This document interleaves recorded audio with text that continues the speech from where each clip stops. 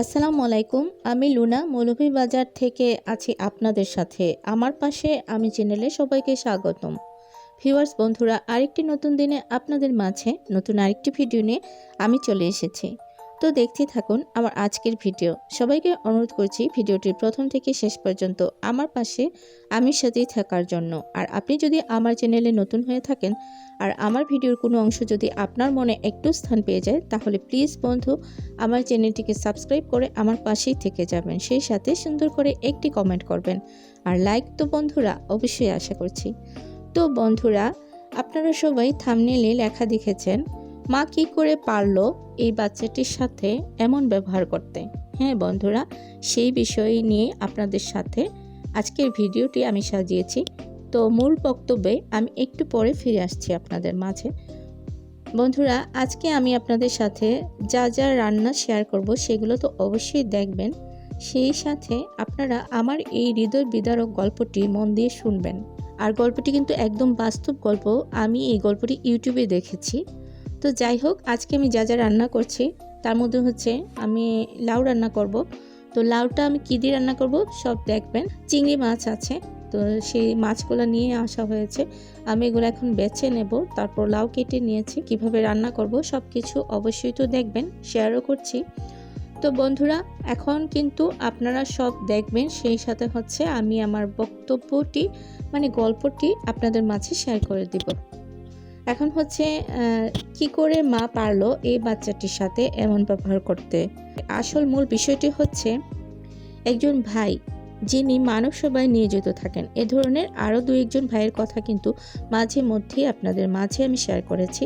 আজকে হচ্ছে আরেকজন ভাইয়ের কথা বলবো। উনিও কিন্তু বাইক নিয়ে যাচ্ছিলেন অনেক রাত্রেবেলা ওনার কাজে।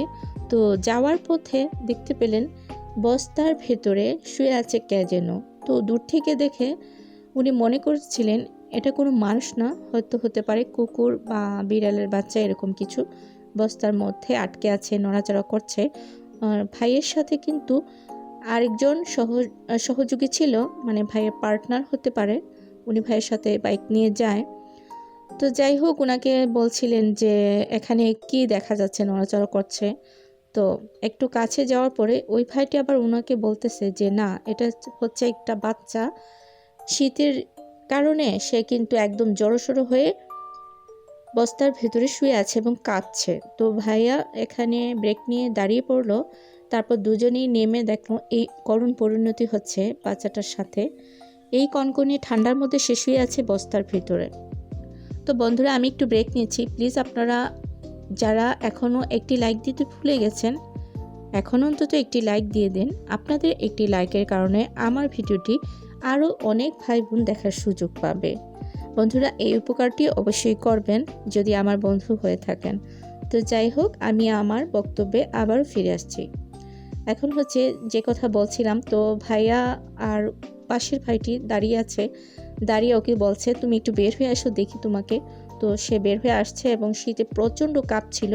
আমি দেখে কিন্তু মানে কান্না ধরে রাখতে পারিনি বন্ধুরা। আমার মাঝে মাঝে এরকম হয়। তো যাই হোক, ভাইয়াও কান্নার সুরে বলতেছিল তোমার এই অবস্থা কেন, তোমার বাবা মা কোথায়, বাড়ি কোথায়। সে তার প্রশ্নের উত্তরে বলল যে আমার বাবা ছোটোবেলায় মারা গেছে, একদম ছোটোবেলায়।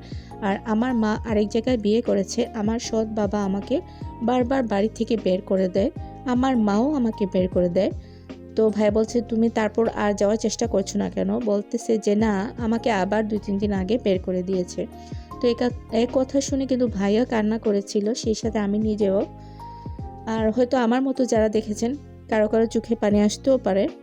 তো যাই হোক, ভাইয়া কিন্তু খুব আফসোস করছিল এবং বলতেছিল যে আল্লাহ তোমার মাকে কী দিয়ে বানিয়েছেন জানি না, ওনাকে আল্লাহ যেন হেদায়েতের পথে নিয়ে আসেন। উনি কি করে পারলো নিজের সন্তানকে রাস্তায় ফেলে দিতে এই কনকনে শীতের মধ্যে। আমি তো সহ্য করতে পারছি না।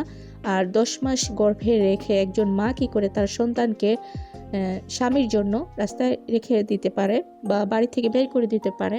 সৎ বাবা না হয় ফেলে দিল, মেনে নিলাম, কিন্তু নিজের মা কিভাবে পারে, এটা কিভাবে পসিবল আমি জানি না। এখন তোমার জন্য ভাইয়া কি করা যায়।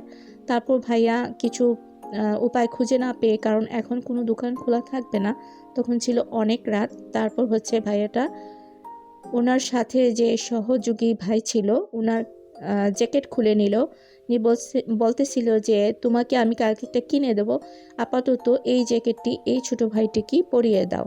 সে বলল কোনো সমস্যা নেই ভাইয়া, আপনি নিয়ে নেন। তারপর ওকে পরিয়ে দিল। সে কিছুটা শীত থেকে মুক্তি পেল। তারপর ভাই বলেছে তুমি কিছু খেয়েছো? বলতেছে যে না, সারাদিন আমি কিছুই খাইনি।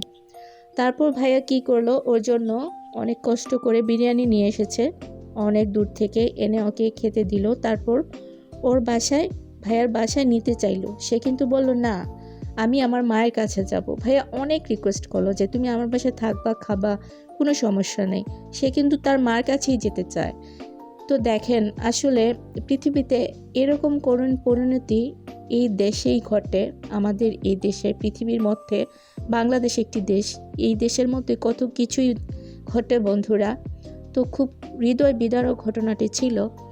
এটা আসলে বলার বাহুল্য থাকে না, মানে কষ্ট ধরে রাখা যাচ্ছে না।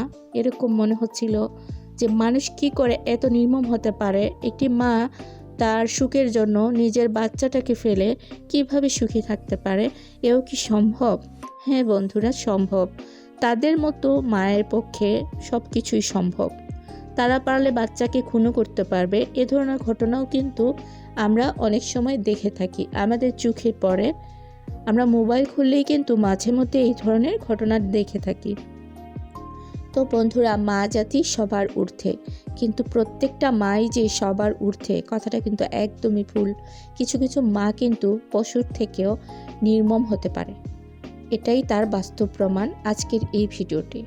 তো বন্ধুরা, এই ধরনের ভিডিও যদি আপনারা দেখেন, একটু বেশি বেশি করে শেয়ার করে দেবেন, তাতে করে অনেক উপকার হবে। কিছু মানুষ হয়তো কিছুটা সতর্ক হতে পারে। আমরা যেন কারো ক্ষতি না করি, সবার উপকারে একটু হলে আসতে পারি, যে যেভাবে পারি, এটাই হচ্ছে উপকার।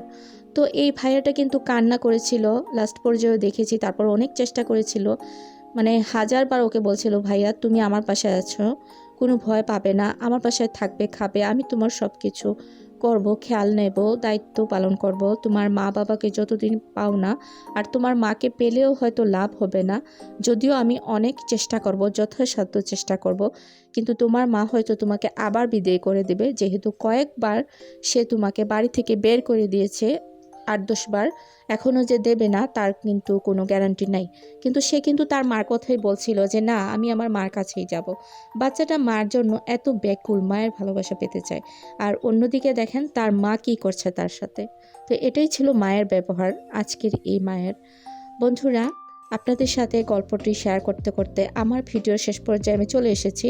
আজকের ভিডিও মূলত এই পর্যন্তই ছিল। সবাইকে আবারও নতুন ভিডিও দেখার আমন্ত্রণ জানিয়ে আমার আজকের ভিডিওটি এখানেই শেষ করে দিচ্ছি। আবারও দেখা হবে, আবারও ফিরে আসবো যদি আমি সুস্থ থাকি ইনশাআল্লাহ। সেই পর্যন্ত দোয়া রাখছি সবাই সবার ফ্যামিলি নিয়ে অনেক বেশি ভালো এবং সুস্থ থাকবেন। আল্লাহ হাফিজ, আসসালামু আলাইকুম।